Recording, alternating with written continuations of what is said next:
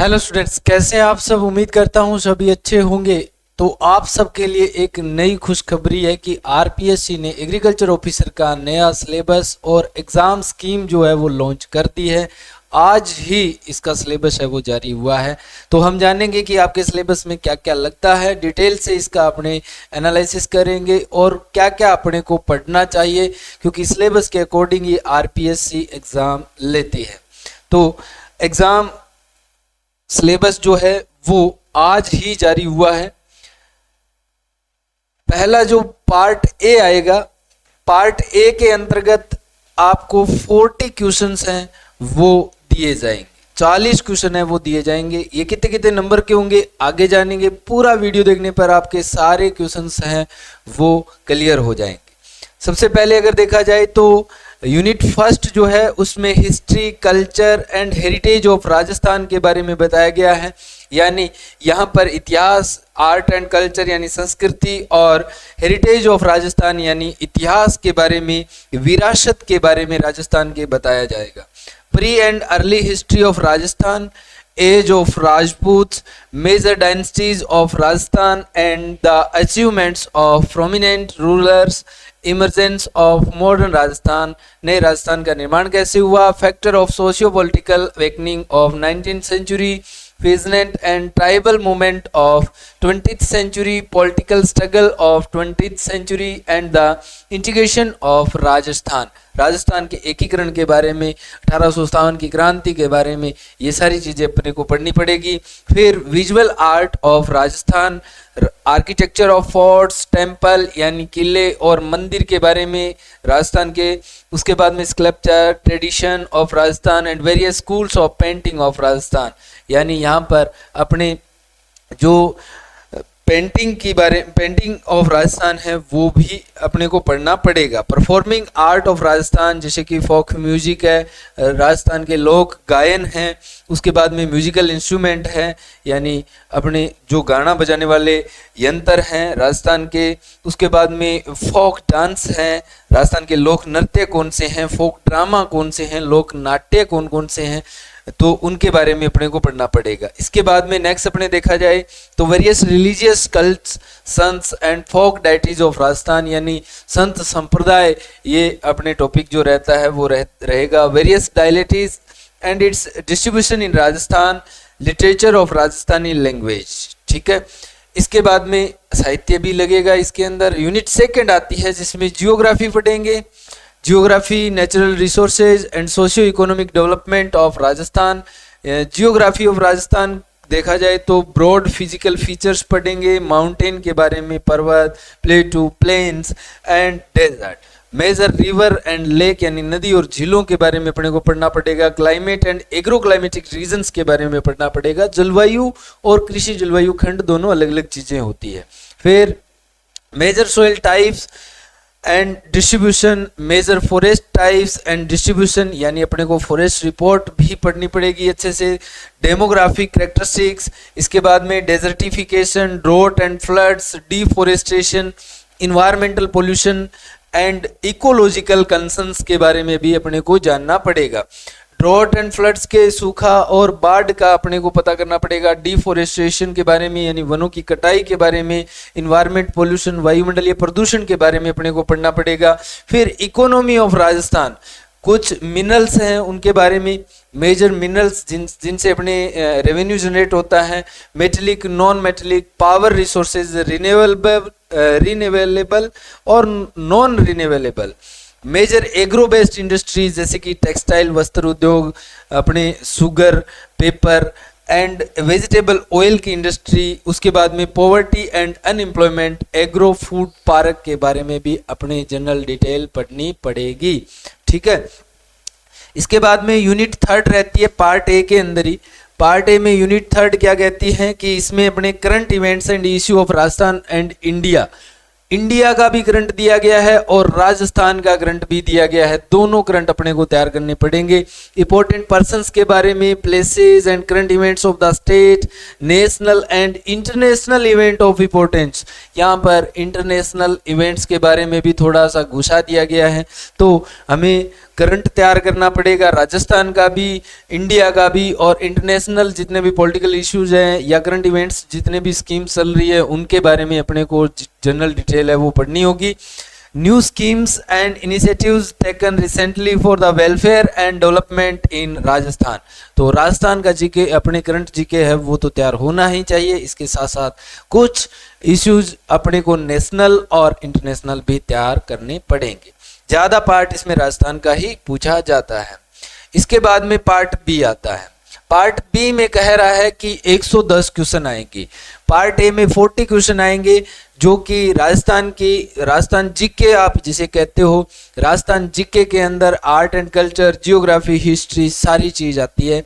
और उसके बाद में अपने देखा जाए तो यूनिट फर्स्ट जो है एग्रीकल्चर के अंदर पार्ट बी में जिससे 110 क्वेश्चन आने वाले हैं उसकी यूनिट फर्स्ट है। तो पहला है agro climatic zone of India and Rajasthan, दोनों पढ़ने पड़ेंगे, राजस्थान के और भारत के जलवायु खंड। फिर वेदर फोरकास्टिंग एंड क्लाइमेट, मौसम भविष्यवाणी और जलवायु के बारे में अपने को पता होना चाहिए। रिमोट सेंसिंग क्या होती है, modern concept in crop production, crop production के अंदर मॉडर्न कॉन्सेप्ट क्या क्या आ चुके हैं, अब वर्तमान में क्रॉप प्रोडक्शन किस प्रकार से किया जाता है, जैसे कि प्रिसिशन फार्मिंग अपने यूज कर रहे हैं तो उसके भी अपने इश्यूज हैं वो तैयार करने पड़ेंगे। Soil reaction interaction, soil reaction 3 type की होती है, पीएच बेस्ड होती है, अपने neutral, acidic and basic type की होती है इंटरेक्शन। उसके बाद में soil plant water relationship, organic manures, fertiliser and bio fertiliser, integrated nutrient management INM, concept of site specific nutrient management जो अपन ने अभी मैंने बताया था प्रिसिशन फार्मिंग जो होती है इसमें ये मेन चीज होती है। साइट स्पेसिफिक अपने न्यूट्रिएंट मैनेजमेंट के बारे में भी अपने को पता होना चाहिए। इसके बाद में रहती है इरिगेशन शेड्यूलिंग, अपने को पानी कब देना चाहिए, कितना देना चाहिए और कैसे देना चाहिए सिखाता है। एफिशिएंसी, इरिगेशन एफिशिएंसी भी आती है।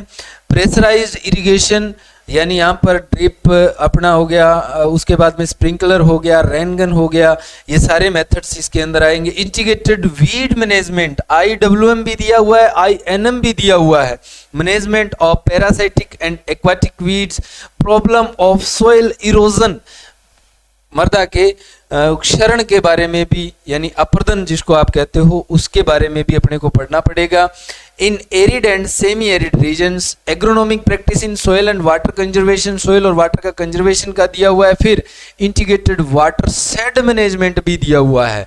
वाटर शेड का मतलब होता है कि एक बड़े से एरिया से अपने पानी को क्या करते हैं, पानी को एक जगह पर लाकर या एक जगह पर अपने किसी भी वाटर सोर्सेज के अंदर छोड़ते हैं, जिसको वाटर शेड जो होता है उसको 2 वाटर शेड को अलग करने वाली लाइंस होती है वो रिज लाइंस कहलाती है और इसका अलग अलग एरिया होता है, आगे पढ़ोगे तो आपको पता चलेगा। इंटीग्रेटेड फार्मिंग सिस्टम IFS भी दिया हुआ है। फिर ऑर्गेनिक फार्मिंग, नेचुरल फार्मिंग ये भी दी हुई है। आगे रहता है ड्राईलैंड फार्मिंग। ड्राईलैंड फार्मिंग में क्या क्या बाधाएं आती है, कंस्ट्रेंट्स क्या आती हैं, मॉइस्चर कंजर्वेशन कैसे किया जाता है ड्राईलैंड फार्मिंग के अंदर। फिर टिलेज दिया हुआ है, role of agro forestry in soil and water conservation, silviculture यहाँ पर दिया हुआ है। कॉम्पेटिबिलिटी ऑफ क्रॉप्स दी हुई है कि अपने जब भी क्रॉप्स को ग्रो करवाएंगे ड्राईलैंड एरियाज यानी ज्यादातर यहाँ पर ड्राई फार्मिंग के बारे में दिया हुआ है। फिर एग्रोनॉमी ऑफ इंपॉर्टेंट क्रॉप्स दिया हुआ है जैसे कि cereals crop, pulses crop, oil seed, fibre crop, forage crop, sugar cane, sugar beet, potato, ये सारे अपने क्रॉप्स है वो एग्रोनॉमी की आपके लगती है। फिर आता है soils of Rajasthan and India, दोनों की सोइल अपने को याद करनी पड़ेगी।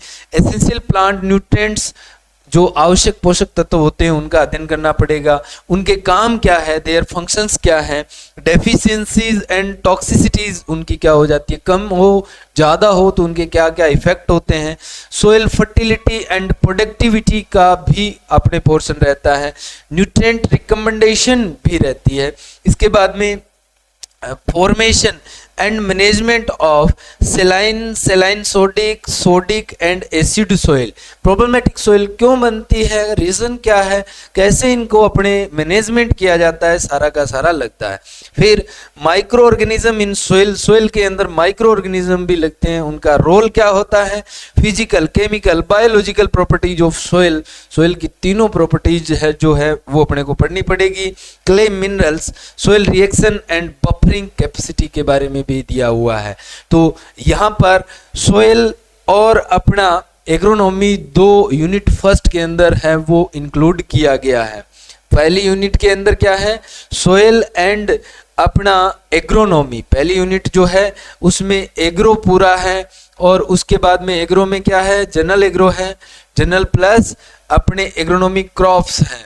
इसके बाद में सर अपना रहता है सोइल साइंस। सोइल साइंस के अंदर कुछ कॉन्सेप्ट जो है वो सोइल साइंस के इसके अंदर दिए हुए हैं, ठीक है, फिजिकल, बायोलॉजिकल, केमिकल प्रॉपर्टीज दिए हुए हैं और उनका अपने डिटेल्स भी याद करने पड़ेंगे। आगे आता है यूनिट सेकंड। तो यूनिट सेकंड में अपने पहले देखने पर लग रहा है कि ये क्या है, हॉर्टिकल्चर है। यहाँ पर हॉर्टिकल्चर अपना यूनिट सेकंड रहता है, हॉर्टिकल्चर।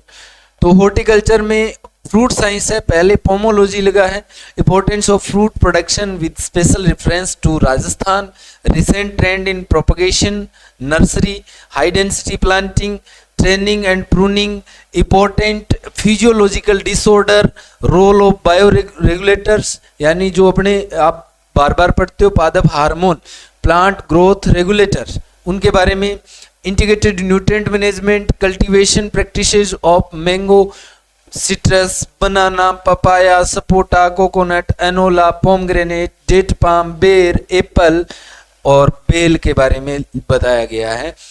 ओलेरिकल्चर के अंदर देखा जाए तो importance of vegetable production with special reference to Rajasthan, classification of vegetables, nursery कैसे लगाते हैं, कल्टीवेशन प्रैक्टिसेस अपने जैसे कि टमाटर का, बैंगन का, मिर्च का, भिंडी का, कुकुरबिट्स का, स्वीट पोटैटो का, उसके बाद में पालक का, कैलीफ्लावर का, कैबेज का, कैरेट का, radish, onion, garlic, pea, isabgol, aloe vera, cumin, fennel, coriander, fenugreek, उसके बाद में vetiver, lemongrass, high tech horticulture, और फिर आता है फ्लोरिकल्चर।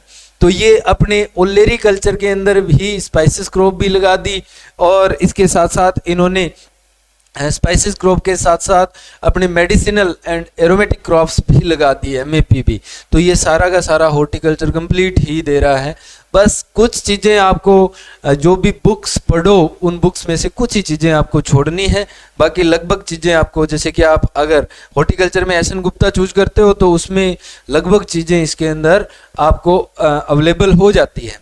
इसके बाद में देखा जाए तो floriculture, importance and scope of floriculture in Rajasthan, precision farming क्या होती है, special horticulture practices, harvest indicates यानी कब उसको हार्वेस्ट करते हैं, फ्रूट्स जो होते हैं अपने वेजिटेबल्स जो होती है वो इंडिकेशन अपने को दे देती है कि हार्वेस्ट अब कर लेना चाहिए, पोस्ट हार्वेस्ट हैंडलिंग कैसे होता है, उसके बाद में cultivation practices of rose, chrysanthemum, gerbera, gladiolus, marigold, gladiola, ETC और लगा दिया है, यानी फ्लोर में से कहीं से भी क्वेश्चंस आ सकते हैं।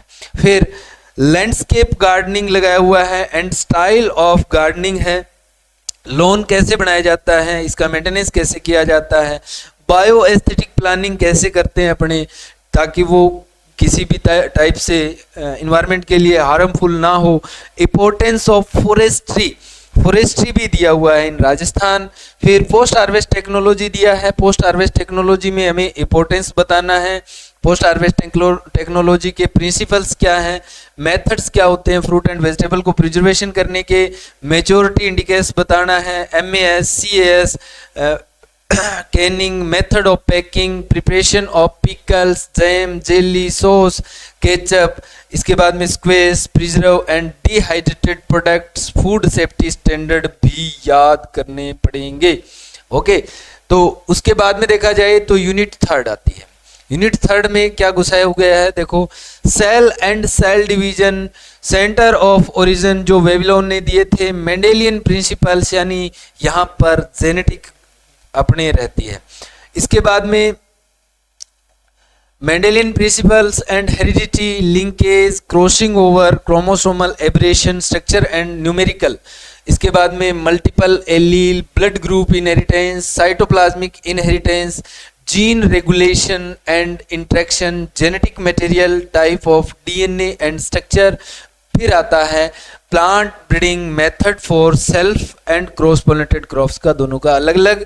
फिर कॉन्सेप्ट ऑफ हेटेरोसिस आता है, क्वांटिटेटिव एंड क्वालिटेटिव कैरेक्टर्स आते हैं, सेल्फ इनकॉम्पेटिबिलिटी, मेल स्टेरिलिटी क्या होती है, इनका क्या उपयोग है प्लांट ब्रीडिंग के अंदर, हाइब्रिड क्या होते हैं, डोमेस्टिकेशन क्या होता है, एक्लिमेटाइजेशन क्या होता है, plant genetic resources of important crops अपने को कहाँ से मिलते हैं, क्रॉप इवोल्यूशन ऑफ व्हीट के बारे में अपने इवोल्यूशन पढ़ना पड़ेगा, कैसे कैसे इसका विकास हुआ, आज अपने वैरायटी जो ग्रो करवा रहे हैं वो किस टाइप से बनी, cotton, tobacco, potato, mustard group, जो अपने मस्टर्ड के अंदर ट्राइंगल है, नागाहेरू ने दिया था, उसके बारे में अपने को पूरा नॉलेज होना चाहिए।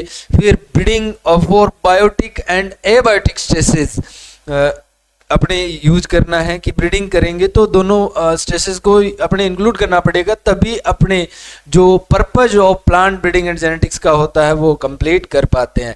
तो यूनिट थर्ड जो रहती है वो अपने सिलेबस पढ़ने पर पता चल रहा है कि क्या है, प्लांट ब्रीडिंग एंड जेनेटिक्स है। इसके बाद में इनब्रीडिंग डिप्रेशंस क्या होता है, पॉलीप्लॉइडी क्या होती है, म्यूटेशन क्या होता है एंड म्यूटेशन ब्रीडिंग क्या होती है, मार्कर असिस्टेड सिलेक्शन क्या होता है, release and notification of varieties कैसे अपने रिलीज करते हैं, आईपीआर क्या है, पीपीवी क्या है, पीपीवी एंड एफआर क्या है, कब एक्ट आया था, ये इस एक्ट में क्या अपने शामिल रखते हैं। फिर सीड टेक्नोलॉजी है, सीड टेक्नोलॉजी में सीड का प्रोडक्शन, इंपॉर्टेंट क्रॉप्स का minimum seed standard for production and certification, तो सीड का प्रोडक्शन और सर्टिफिकेशन करते टाइम अपने मिनिमम क्या रखना चाहिए standards, seed act, seed control order, combining ability, DNA recombinant technology, transgenic crops, यानी यहाँ पर प्लांट ब्रीडिंग के साथ में और क्या घुसा दिया गया है, बायोटेक्नोलॉजी, बायोटेक्नोलॉजी भी इसी के अंदर इंक्लूड रहेगा। उसके बाद में अपने बात करें तो transgenic crop and their scope, micro propagation and tissue culture technique, molecular genetics variation, it is causes and importance, multiple factor hypothesis. तो ये रहता है यूनिट 4। यूनिट 5 में आता है बायोकेमिस्ट्री।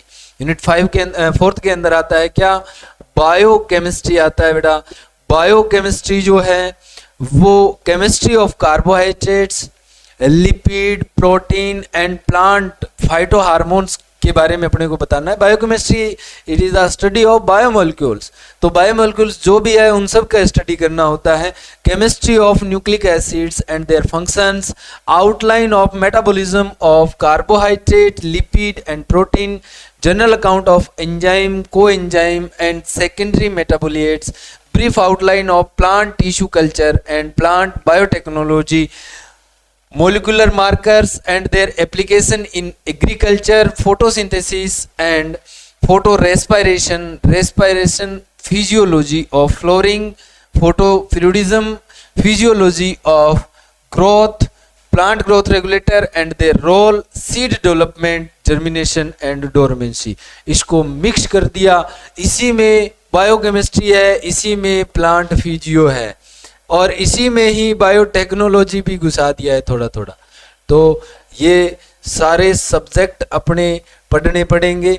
इसके बाद में यूनिट 5 आता है, इसमें आता है कंट्रीब्यूशन ऑफ लाइवस्टॉक, यानी यहाँ पर एनिमल हस्बेंड्री है, एनिमल हस्बेंड्री के अंदर contribution of live stock and poultry in economy of Rajasthan, live stock development programme and policies initiated by government of Rajasthan, important indigenous cross breed and exotic breed of live stock, cattle, buffalo, sheep, goat, swine, camel, ये इतने आपके पशु लगते हैं जिनकी exotic and indigenous breed के बारे में अपने को पता होना चाहिए। साथ में लगती है पोल्ट्री। इसके बाद में live stock production system, live stock को कैसे प्रोडक्शन किया जाता है, क्या सिस्टम रहते हैं, and migration of animal in Rajasthan, live stock behaviour and shelter management, उनको रखने को कैसा मैनेजमेंट चाहिए, प्रिंसिपल ऑफ हाउसिंग, हाउसिंग कैसे बनाते हैं, हाइजीन एंड सैनिटेशन, साफ सफाई कैसे रखते हैं पशुशाला की, management of different categories of animals जैसे कि काव, growing, pregnant and lactic animals. तो कौन कौन से एनिमल्स को अपने किस किस प्रकार से ग्रो करवाते हैं, ग्रो करवाने के दौरान उनकी स्पेशल क्या केयर करनी चाहिए उसके बारे में पढ़ना पड़ेगा। मिल्क सिंथेसिस, दूध कैसे बनता है इसके बारे में, एंड मिल्किंग मैनेजमेंट, दूध निकालते समय क्या क्या बातें सावधानियां रखनी चाहिए, क्या मैनेजमेंट अपने को करना चाहिए, कैसा बर्तन यूज करना चाहिए, कब उसको खाना देना चाहिए, कितनी हाइजेनिक कंडीशन रखनी चाहिए, कौन से मेथड से दूध निकालते हैं, मिल्किंग कैसे करते हैं, इन सब बातों के बारे में पता होना चाहिए।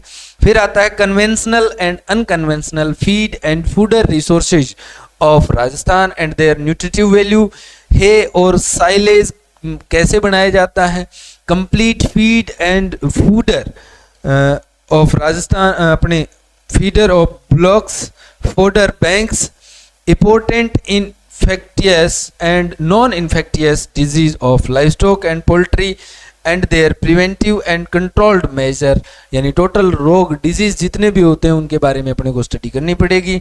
Strategies for reducing the impact of climate change, heat and cold stress on livestock and poultry production, यानी एडवर्स क्लाइमेट या क्लाइमेट चेंजेज है वो एनिमल्स पर कितना इफेक्ट डाल रहा है, कैसा इफेक्ट डाल रहा है और वो कैसा होना चाहिए, इसके बारे में ये अपना यूनिट नंबर 5 रहता है। यूनिट नंबर 6 आता है तो इसके अंदर लगता है आपको role and importance of fungi, nematodes, viroids, phytoplasma, bacteria, viruses and other micro organism in agriculture, यानी यहां पर रहती है बेटा प्लांट पैथोलॉजी। प्लांट पैथोलॉजी जो रहती है वो यहाँ पर अपने इंक्लूड होती है। प्लांट पैथोलॉजी के अंदर फंगस, निमेटोड, वायरोइड्स, फाइटोप्लाज्मा यानी माइकोप्लाज्मा और बैक्टीरिया और वायरस, इसके अलावा अदर माइक्रो ऑर्गेनिज्म जैसे प्रियोन, वायरोन, ये भी अपने नुकसान पहुंचाते हैं एग्रीकल्चर के अंदर। तो ये कैसे इफेक्ट करते हैं, क्लासिफिकेशन, इनका क्लासिफिकेशन पढ़ना है, फोर्फोलॉजी पढ़नी है, growth, nutrition and reproduction of fungi, bacteria and viruses के बारे में पढ़ना है, इंटीग्रेटेड डिजीज मैनेजमेंट पढ़ना है, बायो कंट्रोल डिजीज मैनेजमेंट पढ़ना है, मेजर डिजीज जैसे कि फंगल से कौन से डिजीज होते हैं, बैक्टीरियल कौन से डिजीज है, वायरल कौन से हैं, माइकोप्लाज्मा से कौन से होते हैं, निमेटोड से कौन से होते हैं, इनके बारे में अपने को पता होना चाहिए। फील्ड क्रॉप के अंदर लगने वाले डिजीज, वेजिटेबल के अंदर लगने वाले डिजीज और फ्रूट के अंदर लगने वाले डिजीज राजस्थान के अंदर स्पेशली ये अपने पढ़ने हैं। इनका मैनेजमेंट कैसे होता है और इन डिजीज की इटियोलॉजी क्या है, दोनों चीजें याद करनी पड़ेगी।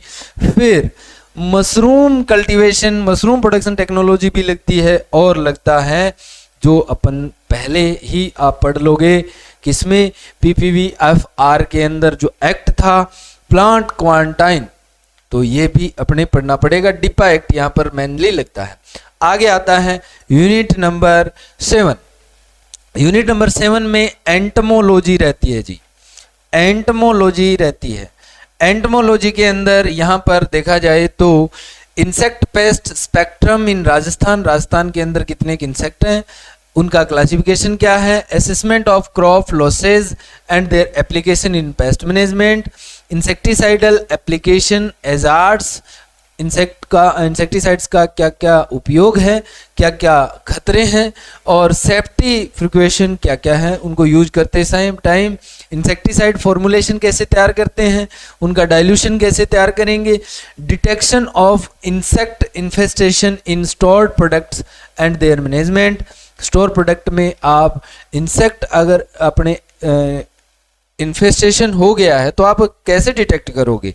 Community campaign strategy for management of white grub जो कि नेशनल पेस्ट कहलाता है, ग्रास ऑफर जो कि इंटरनेशनल एनिमीज है, अपने लोकस्ट इंटरनेशनल एनिमीज के अंदर आता है, फाल आर्मी वॉर्म जो कि वीट के अंदर लगता है, इंटीग्रेटेड पेस्ट मैनेजमेंट पढ़ना पड़ेगा, फिर insecticidal pollution, residues and tolerance limit, identification nature of damage, bionomics and management of insect pest of major crops of Rajasthan, lac culture अपने को पढ़ना पड़ेगा, फिर शेरी कल्चर है, फिर एपी कल्चर है, माइट एंड देयर मैनेजमेंट, ये आपके सिलेबस रहता है एंटमोलॉजी का। इसके बाद में नेक्स्ट अपने देखा जाए तो एग्रीकल्चर इंजीनियरिंग है और इसी के अंदर आपकी स्टैटिस्टिक्स है। तो agriculture engineering farm power, make machinery, bullock and tractor drawn implements, tools, measurements of irrigation water, water flow को मेजर करने के लिए जिसे अपने कहते हैं ना क्यूमेक, क्यूसेक, उसके बाद में वाटर लिफ्टिंग डिवाइसेज, सबसे पुराना कौन सा था, ढेकली था। एग्रीकल्चर स्टैटिस्टिक्स, इसके अंदर ही क्या है, इंजीनियरिंग है और इसी के अंदर क्या है, स्टैटिस्टिक्स भी है। मेजरमेंट ऑफ सेंट्रल टेंडेंसी, केंद्रीय प्रवृत्ति की माप को कैसे करना है, स्टैंडर्ड एरर एंड अपने deviation, correlation, regression, test of significance, chi test, F test and chi square test. उसके बाद में एक्सपेरिमेंट डिजाइन, सीआरडी भी है, आरबीडी भी है और एसपीडी भी है। आगे देखो नेक्स्ट अपने इंजीनियरिंग हो गया और स्टैटिस्टिक के बाद में यूनिट नंबर 9 आती है। इसके अंदर peculiarities of Indian agriculture, place of agriculture in Indian economy, NITI Aayog क्या है, कंज्यूमर बिहेवियर क्या होता है, डिमांड क्या होती है, सप्लाई क्या होती है, demand schedule and supply schedule, market equilibrium क्या होता है, elasticity, principle of farm management, agricultural marketing, marketing functions and institution, WTO world trade organisation, contract farming, future markets, prices of agriculture commodities और अपने ई नाम के बारे में, जो इलेक्ट्रॉनिक मंडी है उसके बारे में, एग्रीकल्चर फाइनेंस के बारे में, क्रेडिट एंड क्रेडिट इंस्टीट्यूशन के बारे में, कोऑपरेटिव बैंक के बारे में, क्रॉप इंश्योरेंस के बारे में, demonstration, NABARD, GST, agricultural development and poverty alleviation programme, agricultural production function, characteristics and optimisation, project appraisal technique, यानी यहाँ पर आपकी रहती है economics. Economics and farm management आपका रहता है, मेनली आप इकोनॉमिक्स के अंदर इस चीज़ों को पढ़ते हैं। इसके बाद में नेक्स्ट आता है एक्सटेंशन। एक्सटेंशन के अंदर क्या क्या लगता है भी एग्रीकल्चर एक्सटेंशन में, objective and principle of extension education, need assessment, benchmark survey and PRA technique, programme of extension in India especially Sriniketan, Marthandam, Gurgaon, Etawah pilot project, Nilokheri project, CDP community development programme, panchayati raj, IADP, IAAP, HYVP, KVK, IVLP, ORP, IRDP, T&V, lab to land, ATIC, RKVY, MNREGA, ND, SY, JRY, PMRY, PMFBY, soil health card, NRLM और recent skill development scheme specially प्रधानमंत्री कौशल विकास योजना, ETP, NEM, ASCI, ETC, teaching methods, ICT application, computer application कैसे कैसे होता है, टोट के बारे में बताना है, verbal and non verbal communication के बारे में बताना है, डिफ्यूजन एडॉप्शन कैसे होता है, innovation, concept, meaning and stages of adoption, adopter categories होती है, लिगार्ड्स वगैरह, early late majority, rural leadership type and role of leader in rural context, rural social institution, caste, family, social group, programme planning, principle and step in programme development, impact assessment, participatory training techniques, front line demonstration, field days, kisan mela, campaign, writing reports, radio talk, TV talk, writing of farm literature and scientific information, identification and documentation of KVK। ये आपका extension लगता है, यानी 10 unit लगती है जिसमें से 110 question आने हैं, 110 क्वेश्चन आने हैं। ओके, हम कह सकते हैं कि पर्टिकुलर ईच सब्जेक्ट से 10 क्वेश्चन आपके रहने वाले हैं। तो लेवल है वो अच्छा खासा लेवल रहता है।